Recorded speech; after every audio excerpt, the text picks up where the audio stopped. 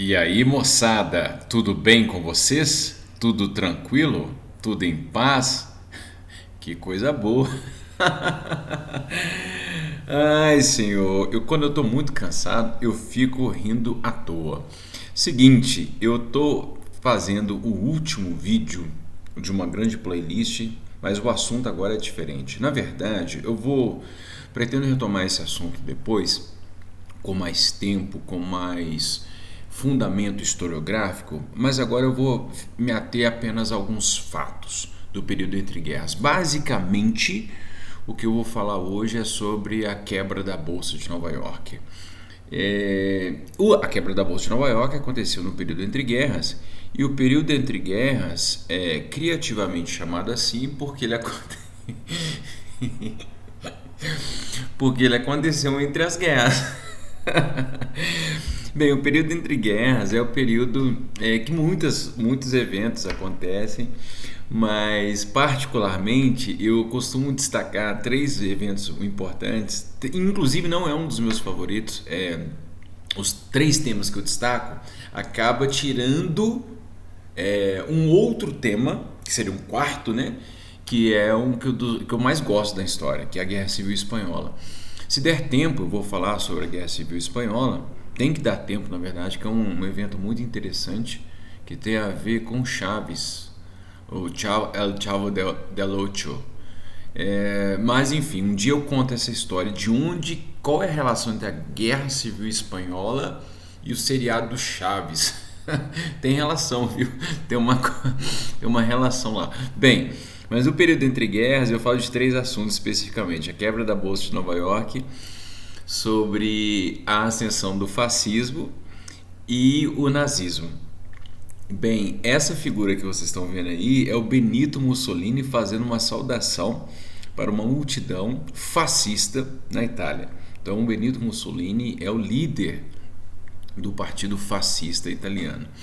E a partir do fascismo italiano vão surgir outros fascismos no mundo, inclusive o nazismo, que é um tipo de fascismo. Mas eu não vou falar desse assunto agora, então é só para explicar, só para contextualizar o que eu vou abordar no vídeo, que é a quebra da Bolsa de Nova York, e como que a quebra da Bolsa de Nova York ela se relaciona em alguma medida com o fortalecimento de ideias extremistas, como por exemplo o nazismo, tá bom? Então vamos lá. Seguinte, como a gente está falando de período entre guerras, é preciso então destacar o que aconteceu. Bem, depois da Primeira Guerra, a situação ficou catastrófica na Europa. Muita instabilidade política. Só para vocês terem uma ideia, uma série de impérios que existiam na Europa simplesmente foram esfacelados. Vou citar aqui três: o Império Alemão, posso até citar mais na verdade, que me veio aqui à cabeça: o Império Alemão, o Império Austro-Húngaro, o Império Otomano e o Império Russo. Esses impérios eles vão ser esfacelados, cada um por um motivo, mas graças ao esfacelamento desses impérios, novos modos de exercício da política vão surgir. Em concorrência, por exemplo, com as antigas monarquias, com ainda os últimos resquícios que a gente poderia ainda identificar do antigo regime, como por exemplo lá na Rússia. A Primeira Guerra vai esfacelar esses últimos resquícios do antigo regime, embora a Rússia ela não seja um maior exemplo de país do antigo regime, mas a Primeira Guerra esfacela isso tudo. A Primeira Guerra, embora muita gente dê atenção para a Segunda Guerra, mas ao meu ver a Primeira Guerra ela tem um impacto tão significativo quanto a Segunda. Porque ela é um momento de transição, de grande transição. Ela vai mudar completamente a face do mundo em termos de como se fazer guerra. Ela inaugura o século XX, na verdade, né? Bem, mas se acaba a guerra, a Europa está destruída, e aí isso impacta tanto a economia quanto a política. E aí, como alternativa ao Estado, por exemplo, liberal, ao Estado democrático, liberal, ao Estado capitalista, surge, por exemplo, o socialismo soviético, e ele vai se fortalecer ao longo do período entre guerras, principalmente a partir ali da década de 30, não sem problemas, com muitos problemas. Eu já inclusive gravei um vídeo sobre isso. Há muitos problemas ali na década de 30, mas o socialismo ele passa a ser bastante tangível, plausível, como uma alternativa aos estados democráticos, aos estados liberais. E alguma coisa muito interessante acontecendo nos Estados Unidos, que enquanto a Europa estava lá, de uma forma geral, detonada por causa da Primeira Guerra, a gente tem a União Soviética se fortalecendo ali com o governo do Stalin a partir dos planos quinquenais, e os Estados Unidos é um país que a minha sensação é que ele está olhando para o mundo e falando assim, não tem nada a ver com isso. Claro que tinha, né? Os Estados Unidos, ele participou da Primeira Guerra, mas ele sai ali da Primeira Guerra fortalecido. Ele sai com uma economia bastante ativa. Nesse momento há uma valorização de uma cultura que está sendo criada, que é o American Way of Life, o modo americano de vida, que basicamente a gente pode definir como uma ideia de que ter uma vida boa é ser consumista, é consumir coisas. E aí as pessoas eram incentivadas nas propagandas, na venda de produtos como eletrodoméstico. Eu recomendo, inclusive, para quem quiser assistir a uma série que se chama Boardwalk Empire, que mostra esse período pós-guerra nos Estados Unidos, como que, por exemplo, alguns centros se tornam verdadeiros paraísos da atuação de gangues e de máfias, máfia irlandesa, máfia italiana, diferentes grupos dentro da máfia italiana, ali em Atlantic City, em New Jersey, né? E também em Nova York. É muito interessante o que acontece nos Estados Unidos. É um dos períodos que eu acho mais interessante da história. Aliás, os Estados Unidos tem vários momentos interessantes na sua história, e este para mim é um dos momentos mais significativos, porque ele ajuda a explicar a alma do americano, essa alma consumista, essa alma liberal, essa alma de sempre encontrar uma maneira de alguma forma resolver os problemas que eles estão enfrentando. Então, eu recomendo essa série. Pois bem, mas o American Way of Life é basicamente essa ideia, essa ideologia de que os Estados Unidos têm o melhor modo de vida porque eles são consumistas, eles consomem produtos com alta tecnologia. E isso, a partir principalmente da Segunda Guerra Mundial, os Estados Unidos, por meio de influências e por meio de parcerias e de ações imperialistas, por exemplo, os Estados Unidos vão exportar essa ideia de ascensão social por meio do consumo, ou melhoria na qualidade de vida por meio do consumo. Esse é o American Way of Life. Pois bem, a quebra da Bolsa de Nova York tem uma imagem, na verdade tem várias imagens, mas uma das imagens mais impressionantes, assim, quando eu olho para essa fotografia, que é da Florence Owens Thompson, essa para mim parece a imagem da desolação da quebra da Bolsa de Nova York. Por quê? Porque essa mulher não sabe o que fazer, ela está sem perspectiva. O mundo que foi construído antes da quebra da Bolsa era um mundo de esperança, de muito entusiasmo, que as pessoas poderiam ter a impressão de que nunca iria acabar. E aí, quando a quebra acontece, a situação ela já estava degringolando, mas muita gente tentou e fingiu que não era com eles. E aí, quando a coisa estoura de vez, as pessoas ficam desoladas, as pessoas ficam completamente desnorteadas. Então, essa mulher está ali abraçada pelos seus filhos, os filhos estão escolhendo a cara ali, numa situação de pobreza extrema, e não sabe o que fazer. Tem um livro maravilhoso também sobre esse período que se chama As Iras da Vinha, que conta também como que nesse momento a situação fica bastante desoladora. Mas para mim a imagem da quebra da Bolsa de Nova York é dessa mulher desolada, desesperançada, atônita, apática. Apática, ela está apática, ela está assim olhando, mas não sabe onde o olho não chega em nenhum lugar. O olho, na verdade, ele está se voltado para dentro. O olho está olhando para a alma, perscrutando algum tipo de possibilidade para o futuro, que ela não encontra, né? Mas, enfim, mas o mundo aprendeu bastante com essa quebra da Bolsa de Nova York, embora a gente tenha tido outras crises importantes no país, nos Estados Unidos, mas no mundo também. Bem, a razão. Quais são as razões pela quebra? Bem, primeira, especulação financeira. A economia liberal norte-americana foi feita em grande medida sem muito controle. O Estado ele intervinha minimamente na economia, então havia muita especulação financeira, um mercado crescente, empresas se formando, e aí tem um verdadeiro boom na Primeira Guerra, quando os Estados Unidos se tornam o principal país de fornecimento de produtos para a Europa. Então há muita especulação financeira, ou seja, investimento em empresas que abriram seus capitais. E esse investimento inicialmente trouxe retornos muito interessantes, então criando um grande entusiasmo para que a coisa continuasse assim, muita gente se enriqueceu bastante, só que isso não era sustentável na medida em que a guerra acaba e a demanda pela produção americana diminui significativamente, porque os esforços relacionados à guerra vão agora se voltar para a reconstrução daqueles países lá.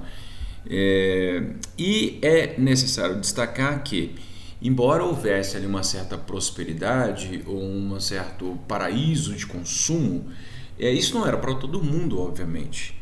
E grande parte da população que era excluída desses bens, desse American Way of Life, era, por exemplo, a população de ex-escravizados ou de descendentes de ex-escravizados.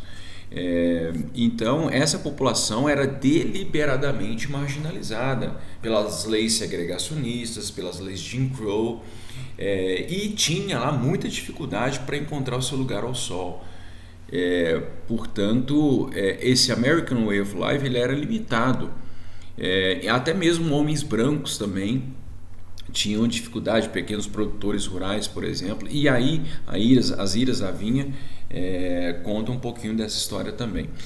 Bem, a questão é que a especulação financeira não corresponde à realidade, porque as empresas param de vender como vendiam antes, por exemplo, durante a guerra.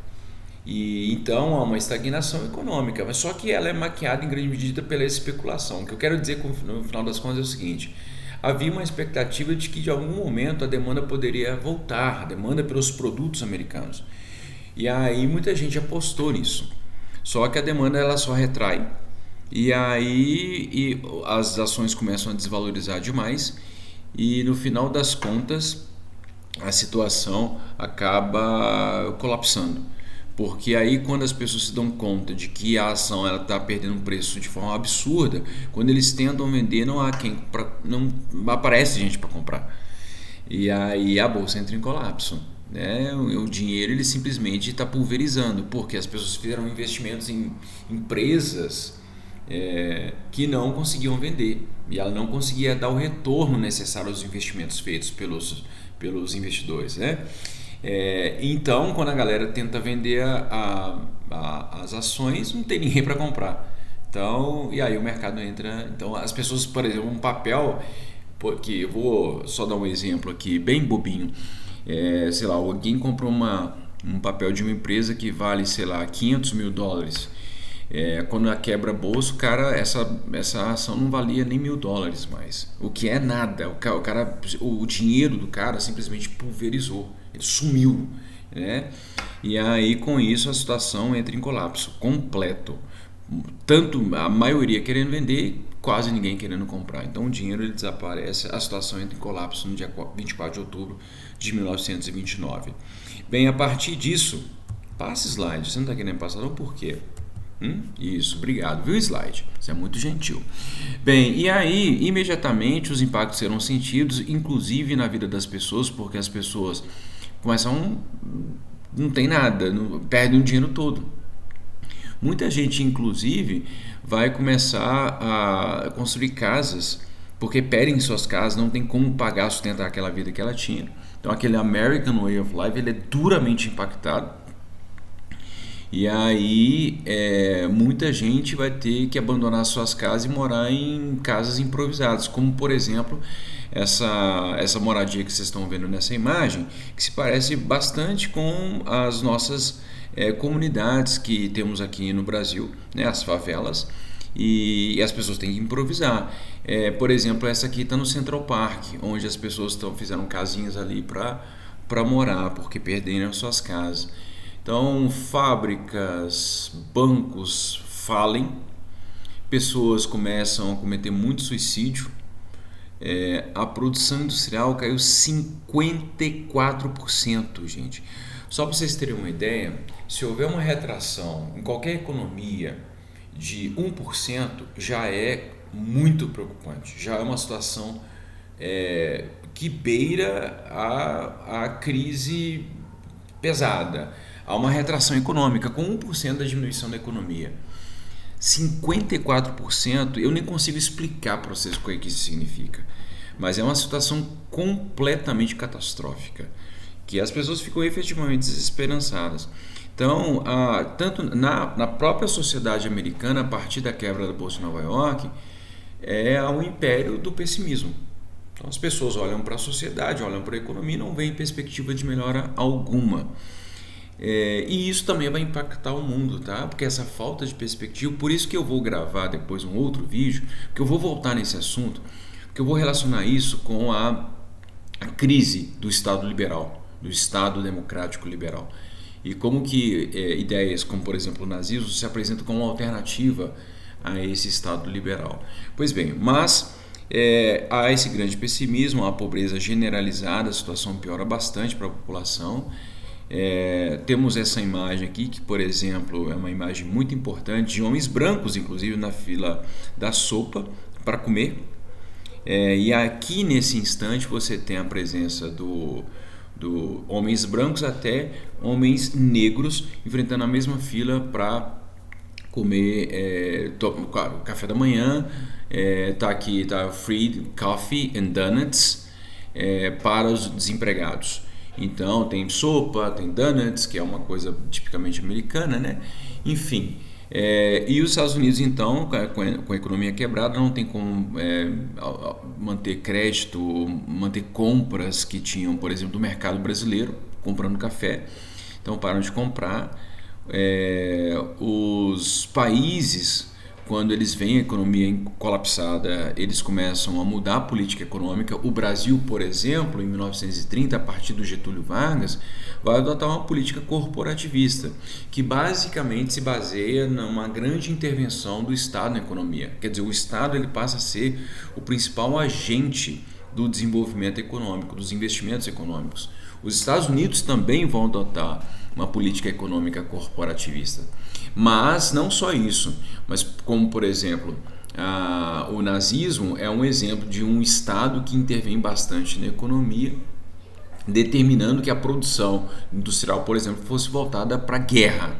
Mas isso também é um outro assunto. Enquanto, por exemplo, lá no mundo soviético, o Estado é o grande protagonista, né? O Estado ele é o detentor desse protagonismo do desenvolvimento social. Pois bem, então aquele Estado liberal, ele está em crise, ele está sendo questionado. As pessoas olham para ele e falam, cara, isso deu muito ruim.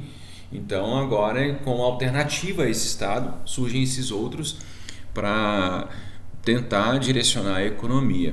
Isso vai durar ali grande parte do século XX, né? Esse Estado corporativista, o Estado soviético, e o Estado nazista vai ser derrotado na Segunda Guerra, né? Pois bem,